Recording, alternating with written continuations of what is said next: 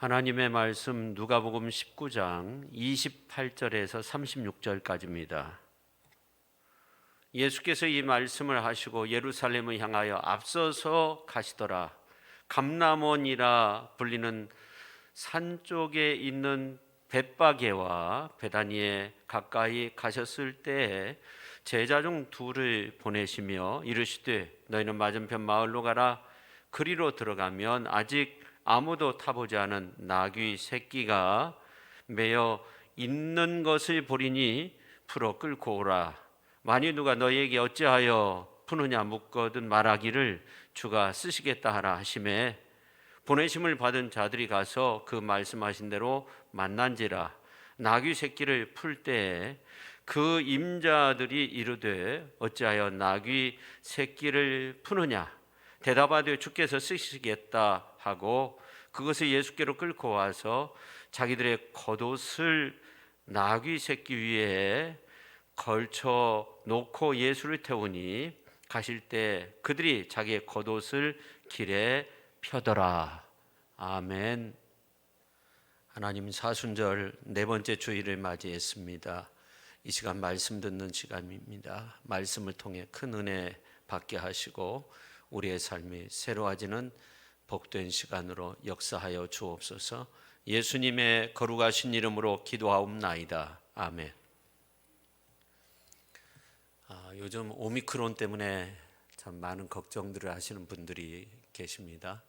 이 코로나 바이러스는 이 믿음의 길과는 정 다르게 가는 것 같습니다.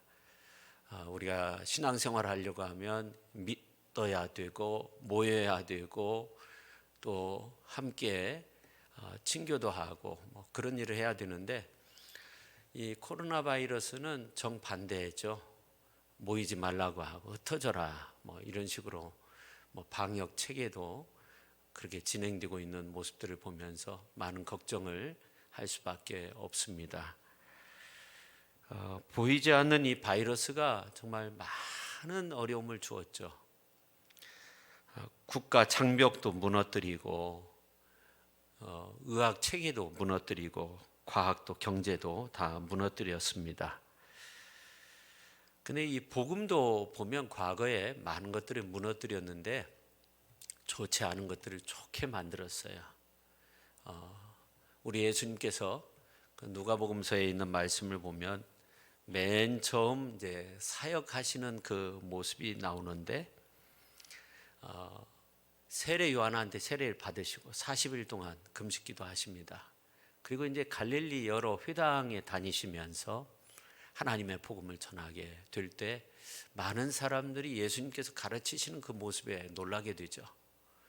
근데 안식일이 되었을 때 예수님께서 나사렛 회당에 들어가셔서 하나님의 말씀을 전하려고 강단에 이렇게 서시는데 누군가 이 성경을 갖다 주게 되죠. 예수님께서 이사야서 61장에 있는 말씀을 펴가지고 읽게 됩니다. 그 내용이 누가복음서 4장 18절부터 기록이 되어져 있는데 주의 성령이 내게 임하셨으니 이는 가난한 자에게 복음을 전하게 하시려고 내게 기름을 부으시고 나를 보내사 포로된 자에게 자유를 눈먼 자에게 다시 보게 함을 전파하며 눌린 자를 자유롭게 하고 주의 은혜의 해를 전파하게 하려 하심이라 하였더라.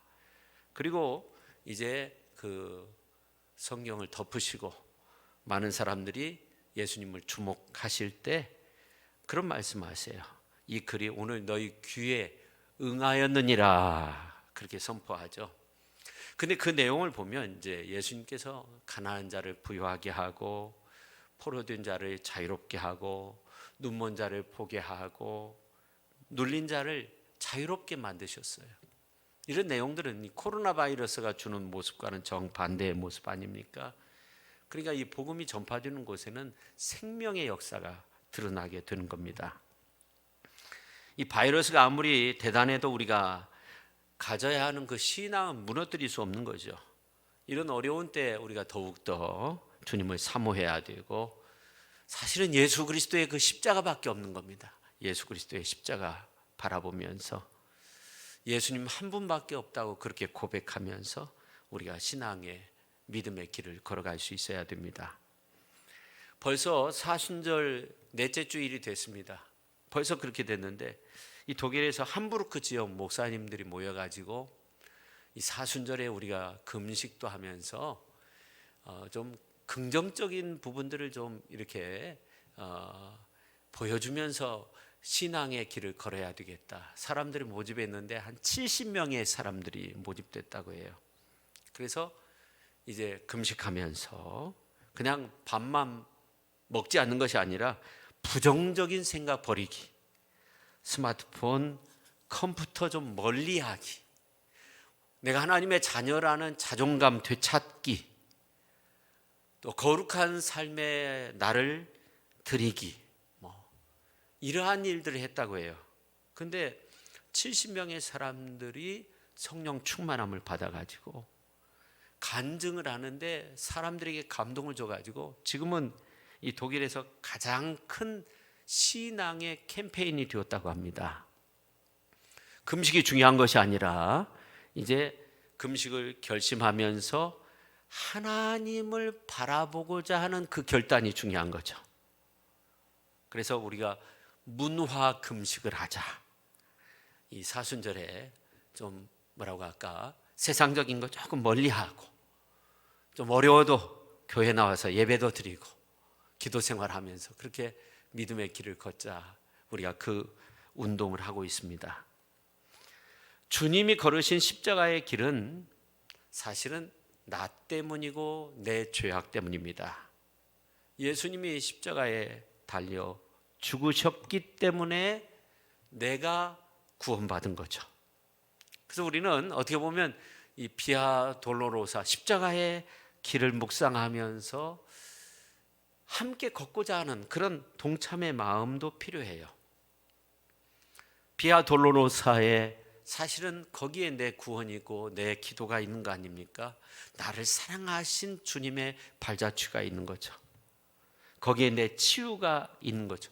주께서 채찍에 맞음으로 우리가 나음을 입은 거예요.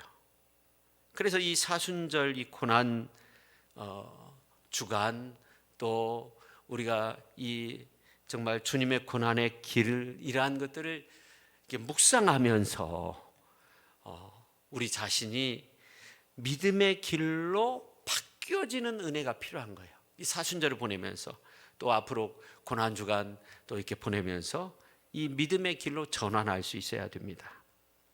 그러나 우리의 모습은 어떻습니까? 십자가를 멀리해요. 그냥 피해 가려고 해요. 사실은 그 십자가의 길이 승리의 길인데 그 길을 걷는 것을 두려워하고 있어요. 우리 장로님도 그렇게 기도하셨는데 십자가 뒤에 승리가 있는데 그냥 십자가는 피하려고 해요. 십자가는 피하고 어떻게 부활의 승리를 누릴 수 있겠어요? 일제 치하 시절에 신사참배를 거부했던 주기철 목사님 한 번은 이제 풀려나가지고 교회에 가서 하나님의 말씀을 전하게 됐는데 누군가 소식통이 목사님께 오늘 목사님을 잡으러 온다고 하니까 순사들이 온다고 하니까 좀 피하십시오. 근데 목사님께서 말씀을 전하는데 주님을 위하여 오는 고난을 내가 피하였다가 이 다음에 무슨 낯으로 주님을 대할 수 있을까? 주님을 위하여 당하는 수욕을 내가 피하였다가 이 다음 주님이 너는 내 이름으로 평안과 즐거움과 영광을 다 받아 누리고 고난의 자는 어찌했느냐 물으시면 내가 무슨 말로 대답할까? 주님을 위하여 오는 십자가를 내가 지금 피하였다가 이 다음 주님이 너는 내가 준 유일한 유산인 고난의 십자가를 어찌하고 왔느냐 물으시면 내 무슨 말로 대답할까? 그 설교를 하고 있는데 순사들이 와서 주기철 목사님을 끌고 가서 결국은 순교를 당했다고 합니다. 예수님은 우리를 그리고 나를 구원하시기 위해 이 땅에 오셨고 고난받으셨어요. 이 숭고한 희생은 사순절을 보내고 고난주간을 보내고 부활절을 맞이하고 그런 때만 우리에게 필요한 것이 아니라 우리가 언제나 기억해야 되는 아주 소중한 은혜입니다. 능히 피할 수도 있었고 받아야 할 이유도 전혀 없었지만 오로지 나를 위한 사랑으로 크신 고난을 감내하신 주님을 기억하면서 이 사순절 기간을 아주 경건하게 보낼 수 있는 저와 여러분 모두가 될 수 있기를 예수님의 이름으로 축원합니다. 언젠가 오늘 28절에 있는 말씀을 묵상하면서 큰 은혜를 받은 적이 있어요. 예수께서 이 말씀을 하시고 예루살렘을 향하여 앞서서 가시더라. 앞장서 가시더라. 앞섰다는 거, 우리 예수님께서 그 십자가 앞에서 비굴하지 않았어요. 주님은 십자가 앞에서 당당하셨어요.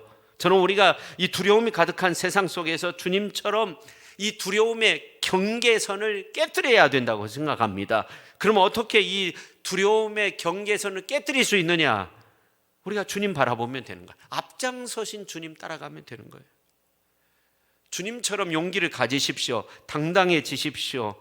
주님은 저와 여러분의 모든 죄를 대신 짊어지시고 고난받으시기 위해서 십자가를 지기 위해 예루살렘으로 올라가실 때 앞장서서 가셨어요. 다른 때도 앞장서셨지만 예루살렘을 향해 가실 때는 성경에 보니까 아주 앞장서서 가셨다고. 군대 지휘관이 앞장서서 싸우는 것처럼, 그래서 부대원들이 사기가 충천해서 승리를 이루도록 한 것처럼 예수님께서 그렇게 앞장서서 가셨어요. 그래서 오늘 사순절 넷째 주일을 맞이해서 우리 모두가 말씀 묵상하는 가운데 예수님이 십자가 앞에서 담대하셨던 그 모습으로 거듭나서 두려움이 다 사라지고 사기가 충천하여서 승리의 영광을 누리는 저와 여러분 모두가 될 수 있기를 예수님의 이름으로 축원합니다. 첫째, 예수님은 순환의 길에 앞장서 가시면서 눈물 흘리셨어요. 이 코로나로 인해서 가장 큰 피해를 본 여러 기관들이 있지만 그중에 교회가 아닌가 그런 생각을 하게 됩니다. 정말 모이기도 힘들었고 또 마스크를 쓰면서 예배를 드려야 되고 친교도 제대로 하지 못하고 참 여러 가지 많은 어려움이 있는데, 미국에서는 유럽도 마찬가지 마스크를 벗고 있잖아요. 지금 우리 한국은 이제 마스크를 다 쓰고 있고, 또 과거 중국 같은 경우 무슨 동남아 국가에서 마스크를 쓰지 않으면 두들겨 맞기도 하고 그런 보도가 나오기도 하고 그랬는데, 이 방역의 기준이 나라마다 달라서 정말 어떻게 해야 될지 모르는 경우가 많이 있었어요. 예루살렘의 입성 가운데 계실 때 그 모습도 마찬가지인 것 같아요. 예수님과 제자들의 모습이 달랐어요. 제자들은 신이 났어요. 예루살렘에 가까이 왔을 때 여리고 성에서 예수님께서 소경 바디메오의 눈을 뜨게 해주셨고 삭개오도 완전히 변화되게 만드시고, 또 요한복음서 11장에 있는 말씀을 보면 나사로도 살리셨어요. 죽은 나사로 나흘이 지났는데도 살리셨어요. 예수님의 말 한마디에 사람들이 변화되는 이러한 모습들을 보고, 죽었던 사람이 살아나는 이러한 모습들을 보고 이제 예루살렘으로 가자, 수도 예루살렘으로 가자, 뭔가를 얻고자 했던 거죠, 제자들은. 근데 오늘 이제 말씀 보면 감람원이라 불리는 산 기슭의 벳박에 베다니 가까이 가셨을 때 예수님께 좀 이해하기 힘든 말씀을 제자들에게 하시는데, 그건 뭐냐면 제자들 둘을 보내면서 이제 맞은편 마을로 가라, 그리로 들어가면 아무도 타보지 않은 나귀 새끼가 있다는 거예요. 끌고 와라 하는 겁니다. 그래서 그 말씀대로 가보니까 나귀가 매여 있는 거예요. 끌고 오니까 왜 끌고 가는 거예요? 예수님께서 하신 말씀은 주가 쓰시겠다 하라. 주가 쓰시려고 해요. 그래서 끌고 온 거예요. 그리고 나귀 새끼를 예수님께서 타시고, 오늘 이제 37절에 보면 감람산 내리막길로 내려오시는 겁니다. 사람들이 몰려들고 특히 제자들이 큰 소리로 하나님을 찬양하는 거예요. 그래서 얼마나 신이 났는지 자신들이 본 바 모든 능한 일로 인하여 기뻐하며 큰 소리로 하나님을 찬양하였다고 그렇게 말씀하고 있어요. 그 내용이 38절에 보면 나오는데, 찬송하리로다 주의 이름으로 오시는 왕이여, 하늘에는 평화요 가장 높은 곳에는 영광이로다. 막 그렇게 찬양을 부르면서 신이 났어요. 신이 났어. 그러니까 이 바리새인들이 이 모습을 보고 예수님께 저 제자들 좀 책망하면서 좀 조용 좀 시키라고 그런 거예요. 그때 예수님이 멋진 말씀을 하죠. 어떤 말씀 하세요? 만일 이 사람들이 침묵하면 돌들이 소리 지르리라. 그런 유명한 말씀을 하십니다. 근데 이제 41절 이하에 있는 말씀을 보면 예수님이 이제 예루살렘 성 아주 가까이 오셨을 때 그 예루살렘 성을 보시면서 눈물을 흘리시는 거예요. 앞으로의 일을 내다보신 거죠. 예수님은 십자가가 두려워서 눈물을 흘리신 것이 아니에요. 예루살렘 성이 무너져 내릴 것을 보신 거예요. 44절에 보면 자식들이 땅에 메어치고 돌 하나도 돌 위에 남기지 않고 다 무너진다는 거예요. 그 말씀을 하시면서 눈물을 흘리신 거예요. 예수님은 나귀 타고 입성하시는데 나귀 새끼를 타고 입성하셨어요. 이건 예언의 성취입니다. 스가랴서 9장 9절에 있는 말씀을 보면 시온에 따라 크게 기뻐할지어다, 예루살렘에 따라 즐거이 부를지어다. 보라, 내 왕이 내게 임하시나니 그는 공의로우시며 구원을 베푸시며 겸손하여서 나귀를 타시나니 나귀의 작은 것 곧 나귀 새끼니라. 그렇게 말씀하고 나귀 새끼 타신 거예요. 근데 제자들이 겉옷을 벗어서 이제 나귀 등 위에 겉옷을 펴드리고 예수님이 그 위에 타시고 예루살렘 입성하시는 거죠. 겉옷을 벗어서 땅에도 펴고 깔고 종려나무 가지를 꺾어서 호산나 호산나 찬양하는 거죠. 한마디로 말하면 정말 기쁘고 신이 났던 사람들, 제자들입니다. 근데 주님은 어땠어요? 눈물을 흘리셨어요. 우셨다고 그렇게 말씀하고 있는데 이 41절에 나오는 이 우셨다는 말은 에클라우센이라는 말로 아주 크게 통곡하셨다는 거예요. 그냥 눈물이 그냥 뚝뚝 떨어지고 그 정도가 아니에요. 막 통곡하신 거예요. 펑펑 우셨다는 거예요. 예루살렘의 그 평화가 다 깨지고 그 처절함을 보신 거죠. 얼마 전까지 우리 인류는 웃었어요. 그렇죠. 과학 문명을 보면서 우주를 정복하는 모습을 보면서 경제 발전의 모습을 보면서 그 평화의 모습을 보면서 근데 유럽 보세요. 우크라이나 사태 보세요. 안타깝죠. 저렇게 나가다가 어떻게 될 건가 걱정도 되죠. 근데 그런 어떤 어려움의 곳에 주님의 울음은 그곳에도 있는 겁니다. 주님의 눈물은 우리에게 위로가 되고 소망이 되고 희망이 되는 겁니다. 예수님은 펑펑 우시면서 예루살렘 성에 입성하신 다음에 한 주간 그 고난 주간의 그 삶의 모습을 보면 펑펑 우시는 그 몸부림치는 그 모습이 아닌가 그 생각을 하게 돼요. 월요일에 성전에 가셔서 돈 바꾸는 상을 다 엎으시고 내 집은 만민이 기도하는 집이다. 성전의 그 본질에 대해서 말씀하시잖아요.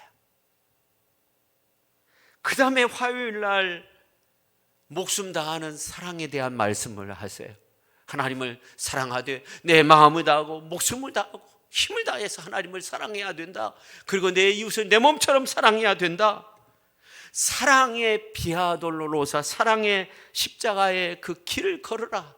사랑을 위해서 목숨을 걸라 하는 거죠.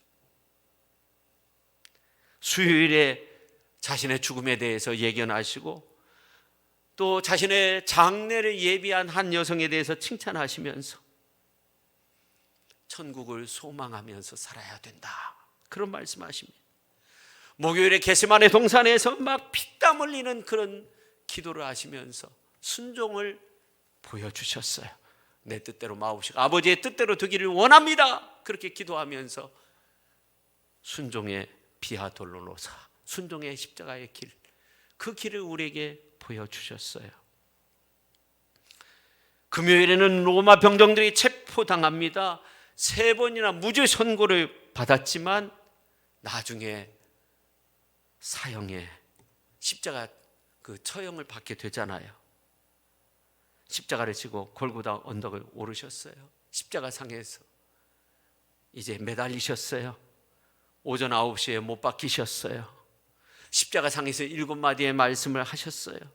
주님을 따르는 우리에게 정말 소중한 교훈의 말씀. 주님은 사명을 다 이루셨어요. 그래서 우리가 하나님의 아들과 딸로서 살아갈 수 있도록, 천국 백성으로서 살아갈 수 있는 그 길을 열으셨어요. 다 이루었다. 그리고 마지막에 내 영혼을 아버지의 손에 의탁합니다 해서 우리 인생의 삶의 종지부를 어떻게 찍어야 하는가, 이러한 것까지 예수님께서 우리에게 잘 보여주셨습니다. 저는 이러한 주님의 마지막 주간의 그 모습을 보면서 이런 말씀을 드리고 싶어요. 십자가만 소망하십시오. 주님이 걸으신 그 십자가 바라보십시오.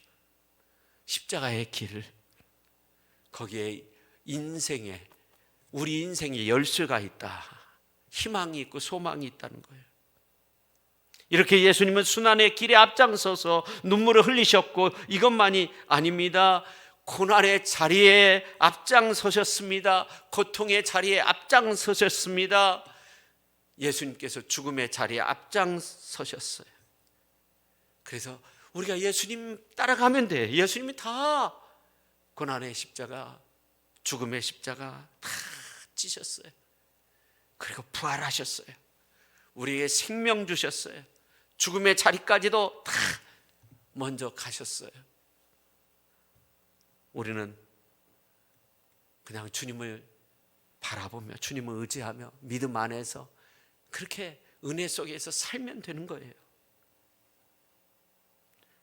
근데 우리는 그냥 어떤 자기 몫에 태인 그 십자가만 보면 뒤서는 걸 좋아해요. 어떻게 하면 뒤설까?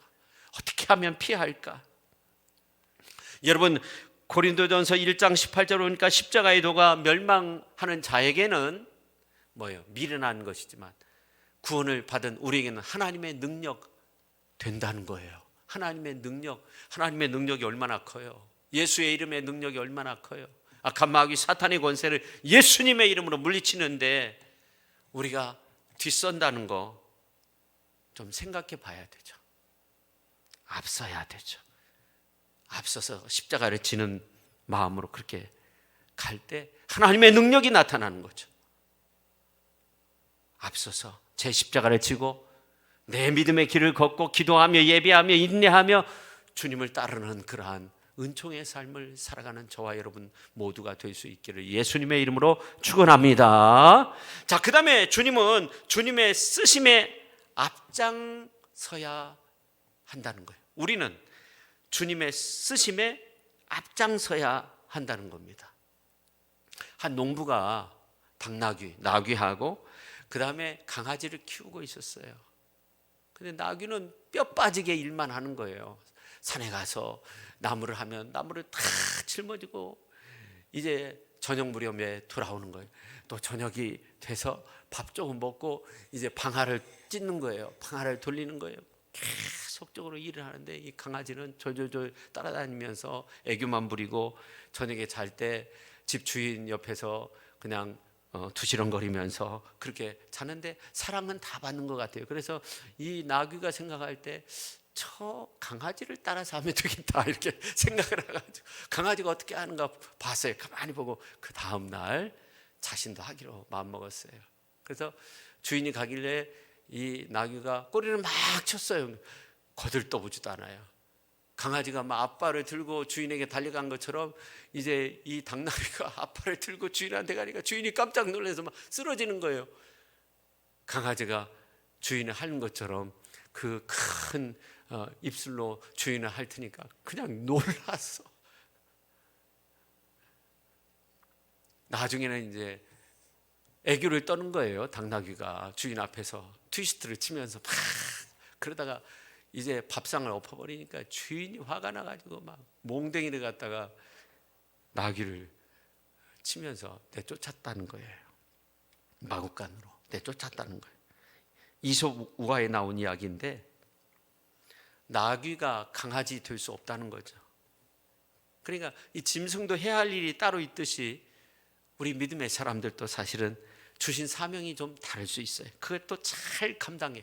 주어진 그 일 속에서 잘 감당하는 것이 중요한데, 제가 왜 이런 말씀을 드리냐면 원래 나귀는 말을 잘 안 듣는다고 해요. 그래서 속담에 나귀가 새님 쳐다보듯 한다. 그냥 본능만능 한다는 거예요. 그런 속담이 있잖아요. 근데 나귀 새끼를 탔다는 거예요. 예수님이 한 번도 타보자 길들여지지 않은 그 새끼를 탔다는 거예요.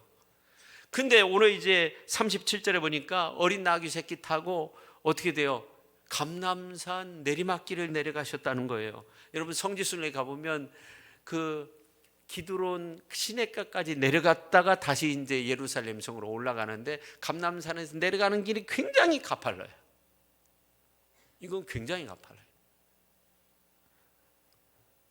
근데 나귀가 그냥 내려가는 것도 힘든데 나귀 새끼인데 예수님을 태우고 성인 남자 예수님을 태우고 그 길을 내려간다는 게 보통 어려운 게 아니죠. 급경사 또 올라가야 돼요. 내려갔다 또 올라가야 돼. 근데 벳바게라는 또 단어가 오늘 29절에 나오는데 이 어린 나귀가 좀 뭔가 불완전한 것처럼 벳바게도 좀 불완전한 그런 단어인데 파게라는 말이 있는데 설익은 무화과를 말하는 거예요. 벳바게는 설익은 무화과의 집이라는 거예요. 그러니까 벳바게에서 출발한 거예요. 설익은 무화과의 집에서 출발한 거예요.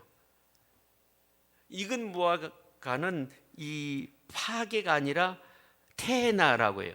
마가복음서 11장에 보면 예수님께서 예루살렘 성에 입성하셔서 맨 처음 하신 일이 뭐냐면 예루살렘 성에 다시금 이제 이렇게 올라가시면서 무화과가 나무가 있는데 엄청나게 잎이 무성하게 있는 거예요. 그래서 거기에서 무화과 열매를 찾았어요. 배고프시니까.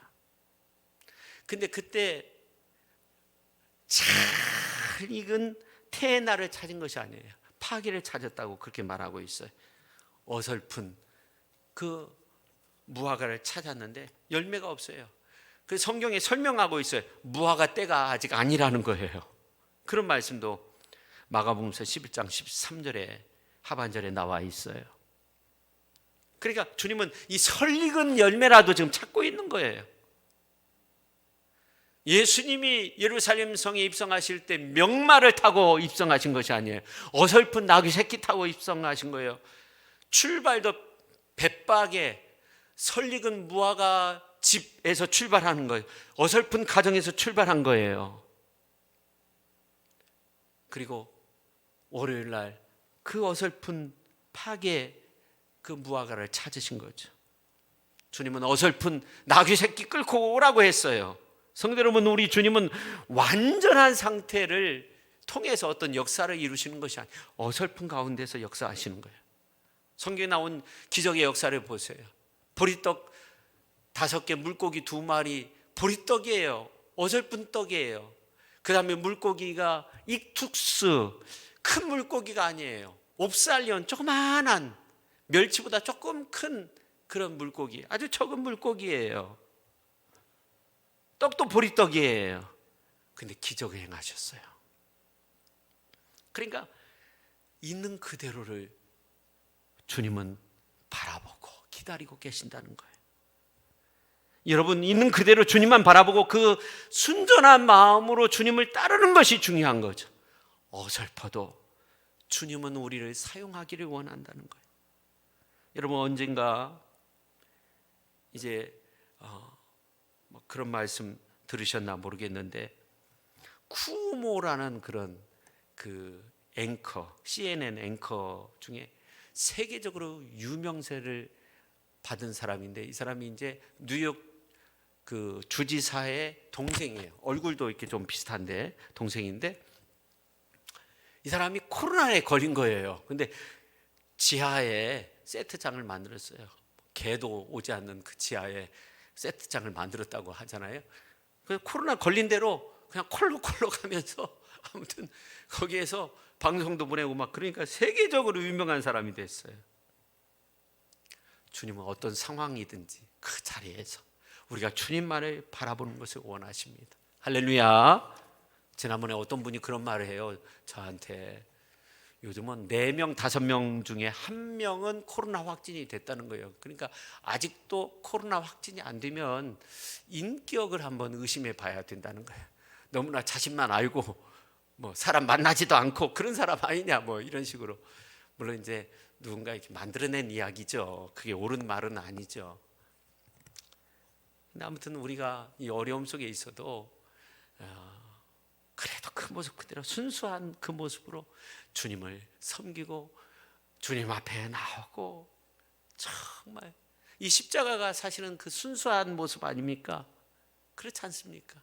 주님이 십자가 상에서 벌거 벗기셨어요. 다 그 모습 그대로 다 보여주셨어요. 다 보여주셨어요. 우리 예수님은 십자가 상에서 다 보여주셨어요. 그러면서 나를 바라보라는 거예요. 근데 그 주님이 아주 순수한 마음으로 어린 나귀 새끼 타고 입성하신 거예요. 나귀 새끼도 그래요. 사실 아주 순수한 마음인 거 아닙니까? 순수함으로 주님을 모셔드린 거죠. 나귀 입장에서 한번 생각해 보면 또 은혜 같아요. 그래서 오늘 사순절 넷째 주일 맞이해서 우리가 순수함 그 모습으로 다시금 일어설 수 있어야 돼요. 과거에 확진도 나오고 또 격리 기간도 뭐 훨씬 지났는데 내가 이거 어떻게 하냐, 내가 이거 교회 가야 되냐, 예배 드려야 되냐, 어떻게 해야 되냐, 어설픈 우리의 모습이지만 그러나 이 시간 우리의 모습이 정말 그 전환점이 되어질 수 있기를 바랍니다. 죄진 거 아니죠. 여러분 이제 말씀을 마치려고 하는데 첫 번째 종려주일의 시작이 언제인가 이렇게 보면 이 사복음서 마태, 마가, 누가, 요한복음서를 보면 똑같이 나와요. 근데 종려나무가 시작점도 아니고 벳바게가 시작점도 아니고 호산나 찬양이 시작점도 아니고 오늘 이제 35절에 보면 나와 있는데 그것을 나귀 새끼를 말해요. 예수께로 끌고 와서 자기들의 겉옷을 나귀 새끼 위에 걸쳐 놓고 예수님을 태운 거예요. 그 다음에 출발인 거예요. 근데 마태복음서 21장 7절에도 보면 나귀와 나귀 새끼를 끌고 와서 자기들의 겉옷을 그 위에 얹음에 예수께서 그 위에 타시니까 그 다음부터 출발인 거예요. 마가복음서도 마찬가지예요. 자기 겉옷을 그 위에 얹어 놓으면 나귀 새끼라고 말하고 있어요. 마가복음서에도. 그 다음에 출발인 거예요. 요한복음서 12장 14절 예수는 한 어린 나귀를 보고 타셨다. 그 다음에 출발인 거예요. 나귀 새끼 위에 타시니 출발인 거예요. 바꿔서 말하면 설익은 저와 여러분 위에 주님이 오르셔야만이, 그래야만이 고난주간이 시작되는 거예요. 예수님이 입성하시는 거예요. 그러니 내가 작다, 나는 할 수 없다, 나귀가 나는 못합니다, 내려가다가 나는 못 내려가겠습니다, 주저앉은 거 아닙니다. 내려가다 보니까 사람들이 막 종려가지를 꺾어가지고 그 앞에다 놔요. 지금 힘들어 죽겠는데. 그 다음에 겉옷이 뭐 무슨 얇은 그런 옷이 아니에요. 겉옷 놓으니까 그 위에 걷다가 걸려서 넘어질 수도 있어요. 나귀 새끼니까 그냥 내려가는 것도 힘든데 예수님 태우고, 예수님 중간에 한 번도 내리신 적이 없어요. 계속 타고 계시는 거예요. 내려갔다 올라갈 때도 그냥 타고 계시는 거예요. 그래 나귀가 얼마나 힘들겠어요. 그렇지만 주님은 명마를 선택한 것이 아니라 부족하고 연약한 어설픈 저와 여러분을 선택했다는 거죠. 여러분을 쓰시고자 한다는 거죠. 등을 내미셔야 된다는 거예요. 태워 보셔야만이, 야, 이게 고난의 십자가가 영광의 십자가구나, 고난 뒤에 그 십자가 뒤에 영광이 있구나, 이것을 알 수 있는 거죠. 주님을 태워보셔야 이게 복인 줄 아는 거죠. 십자가의 능력을 알 수 있는 거죠. 영광인 줄 알게 되는 거죠. 성도 여러분, 2000년 전에는 맨 처음 종려주일에 주님이 앞장서셨는데 올해는 어떻습니까? 어떻게 하시겠습니까? 이제 여러분도 주님 따라서 앞장서셔서 주님을 태우시고 주님을 모시고 그 십자가의 길, 영광의 길, 그 뒤에 승리의 길, 승리의 영광을 보여주시는 그 길을 걷는 우리 모두가 될 수 있기를 예수님의 이름으로 축원합니다. 기도하겠습니다. 하나님 아버지, 십자가의 길 그 뒤에 영광이 있음을 저희들 깨닫게 하여 주옵소서. 십자가를 피하고 멀리하고 돌아서는 그 모습이 아니라 정말 내 몫에 태인 그 십자가 지고 주님을 따라오리다. 나귀 새끼처럼 주님을 모시고 그 감람산 내리막길, 그리고 기드론 그 골짜기에서 성전에 올라가는 그 오르막길을 그렇게 올랐던 나귀 새끼처럼 주님은 끝까지 앉아 계셨는데 그 모습처럼 우리가 주의 영광을 위해서, 승리를 위해서 그렇게 끝까지 믿음으로 걷고 또 걷는 위대한 하나님의 사람들이 다 되게 하여 주옵소서. 예수님의 거룩하신 이름으로 기도하옵나이다. 아멘.